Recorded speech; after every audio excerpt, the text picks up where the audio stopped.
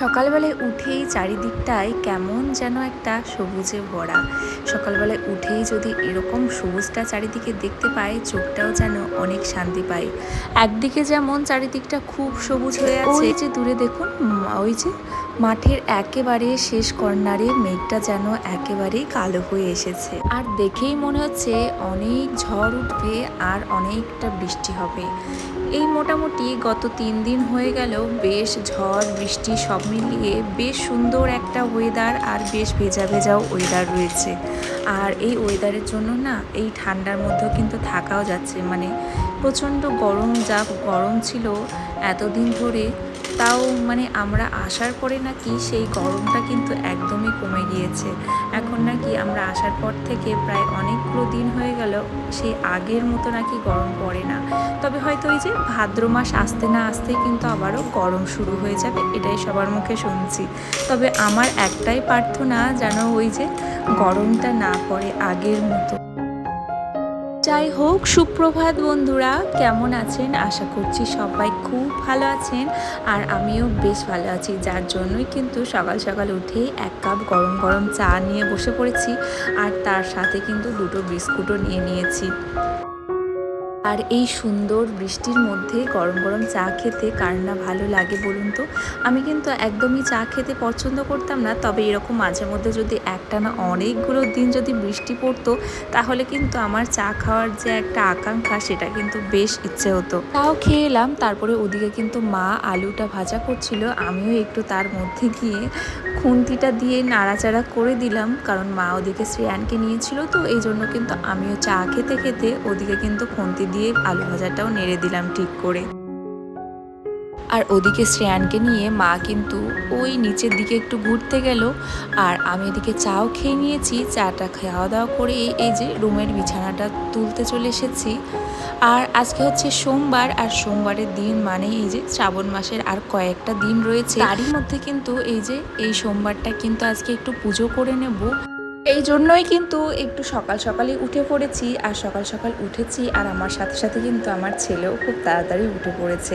আর তারপরে ওকেই প্রথমে কিন্তু খাইয়ে দিয়েছি, আর ওদিকে মা যেহেতু ওকে নিয়ে গেল, এরই মাঝে কিন্তু বিছানাটা আমি একটু ঠিকঠাক করে নিচ্ছি। আজকে যেহেতু সোমবার রয়েছে, তবে ওই যে ভাত আজকে খাবো, কিন্তু একদমই নিরামিষ রান্না খাবো, যেহেতু ঘরে রয়েছে ছোট ছেলে। এই জন্য কিন্তু ওই যে যদি আমি একদমই লুচি কিংবা এইসব খেয়ে থাকি, তাহলে কিন্তু হয়তো ওর একটু শরীরটা খারাপ করতে পারে। এই জন্য আজকে নিরামিষ রান্না বান্না হবে, আর সকালবেলায় কিন্তু লুচি ব্রেকফাস্টে হবে। সেই জন্য কিন্তু একদিকে ওই যে মা ছোলাগুলোকে বসিয়ে দিয়ে গেছে, তবে আজকে না সকালে ব্রেকফাস্টটা আমিই বানাবো বলেছি। ওদিকে কিন্তু মা সমস্ত কিছু আলুটাও সেদ্ধ করে দিয়ে গেছে আর ছোলা টোলাও সেদ্ধ করে রেখে দিয়ে গেল। এই যে প্রত্যেক দিনের মতো আজকেও কিন্তু বিছানাটাকে সুন্দর করে টান টান করে একটু বেঁধে রাখছি, কারণ আমার কিন্তু এই টান টান বিছানা দেখতে বেশ একটা শান্তি লাগে। পরবর্তী সময়ে ওই যে বিছানাটায় এসে বসতেও যেমন ভালো লাগে, আর এরকম গোছানো ঘর আর বিছানা দেখতে কার না ভালো লাগে বলুন তো? তার জন্যই কিন্তু আরও বিছানাটাকে সুন্দর করে গুছিয়ে রাখার চেষ্টা করি। আর এই বিছানা আমি এখন হয়তো একটু টান টান করে গুছিয়ে রাখছি, আর কিছুক্ষণ পরে যখন শ্রেয়ান চলে আসবে, ওর জন্য ওই যে ড্রাই শিটটা তো আমি পেতেই রাখি, তো ও চলে গেলে তারপরে তো আবার সেই জড়সড়ো হয়ে যাবে। এই জন্য কিন্তু এইটুকু টাইমটাই একটু, যেটুকু টাইম ও হয়তো ঘরে এই খাটের উপরে বসবে না, মানে দুপুর অবধি, মানে ওই দুপুরের ঘুমানোর আগে অবধি যতটা, তারপরে কিন্তু আবার সেই জানা তাই একই হয়ে যাবে।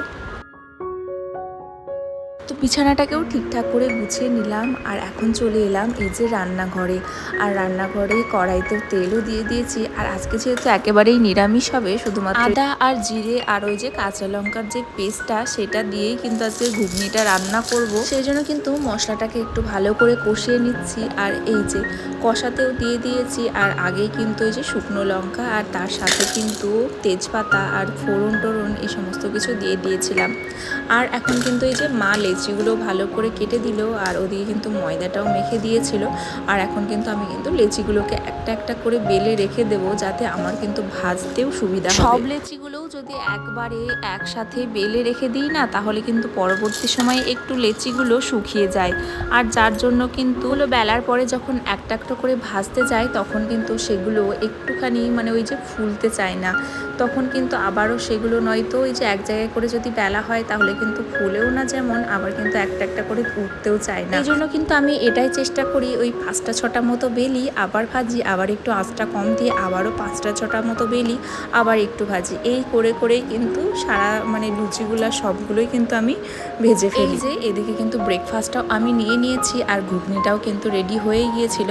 আর এখন কিন্তু আমি লুচি আর এই যে ঘুগনিটা ব্রেকফাস্টও করে নিচ্ছি। আর তারপরে মা একটু সুজিও বানিয়েছিল, সেটাও কিন্তু খেয়ে নিই। এই যে লুচিগুলো আর ভাজার পরে কিন্তু স্নান ধানও করে নিয়েছিলাম। আর স্নান ধান করার সময় কিন্তু অনেকগুলো জামা কাপড় আজকে কেচে দিয়েছিলাম। যদিও আজকে সোমবার ছিল, তবুও কিন্তু একটু কাচাকুচি করার ছিল, কারণ এই যে মাঝে কিছুদিন না অনেকটা পরিমাণে বৃষ্টি হয়েছে।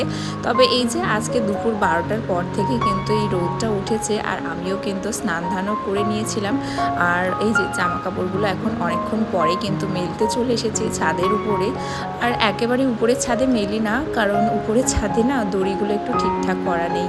এর আগের বার যখন এসেছিলাম তখন কিন্তু দড়িগুলো সব ঠিকঠাক করা ছিল। তারপরে মা বললো এইবার নাকি দড়িগুলো সব হনুমানে ভেঙে দিয়েছে।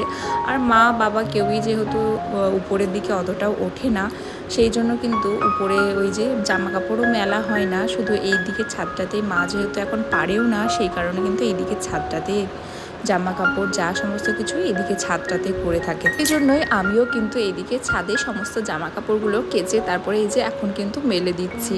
খাওয়া দাওয়াটাও করে নিয়েছি, স্নান দান করেই কিন্তু অনেকক্ষণ এই যে মাথায় কিন্তু গামছাটা জড়িয়ে রেখেছি, কারণ আমার না এই একটা অভ্যাস, এই স্নান ধান করার পরে কিন্তু মাথায় কিন্তু এই ভিজে গামছাটা যদি অনেকক্ষণ যদি না জড়িয়ে থাকে না, তাহলে আমার কিন্তু চুলটা খুব যে তাড়াতাড়ি শুকিয়ে যায় না।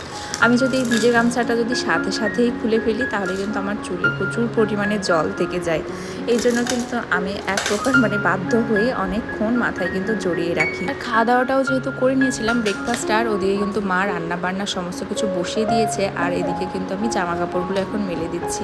এই মাঝে কিছুদিন বৃষ্টি হয়েছিল বলেই কিন্তু একটা জামা কাপড়ও কিন্তু ঠিকভাবে কাচা হয়নি, এই জন্য কিন্তু শ্রেয়ানের অনেকগুলো জামা কাপড় সব জমে গিয়েছে। তো আজকে ফাইনালি কাচাকুচিও করে দিয়েছি আর এখন কিন্তু জামা কাপড়গুলো মেলে দিলাম। তো যাই হোক, আজকের ভিডিওটা কেমন লাগলো অবশ্যই আপনারা কমেন্ট করে জানাবেন, কারণ আপনাদের এই ছোট্ট ছোট্ট কমেন্টগুলো না আমাকে অনেকটা মোটিভেট করে। আর অবশ্যই পাশে থাকবেন আর সাবস্ক্রাইব করবেন চ্যানেলটিকে। আর সবাই খুব ভালো থাকবেন এই গরম আর বৃষ্টির মধ্যে। দেখেছেন কিছুক্ষণ আগেই কিন্তু বেশ একটা রোদ ছিল না, আর এখনই কিন্তু আবারও নতুন করে কিন্তু রোদটা উঠে পড়লো। আর এটা দেখেই না আমার ভীষণ ভালো লাগে। এই আমি এখনই মেলে দিয়ে যাচ্ছি, তো আর হয়তো 1 ঘন্টা কি 2 ঘন্টা রোদ হলে তো বেশ ভালোই হয়। তবে এই কিছুক্ষণ পরেই না আবারও জল চলে আসবে, মানে ওই বৃষ্টি এসে যাবে।